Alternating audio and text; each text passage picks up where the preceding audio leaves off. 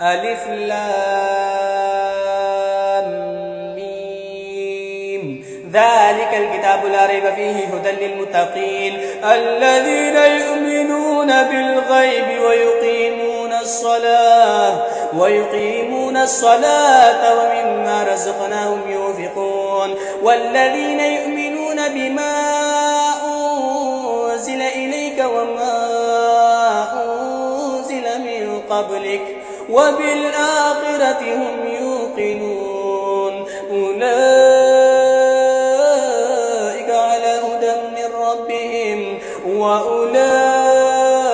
هم المفلحون إن الذين كفروا سواء عليهم أأنذرتهم أم لم تنذرهم لا يؤمنون ختم الله على قلوبهم وعلى سمعهم وعلى أبصارهم غشاوة ولهم عذاب عظيم.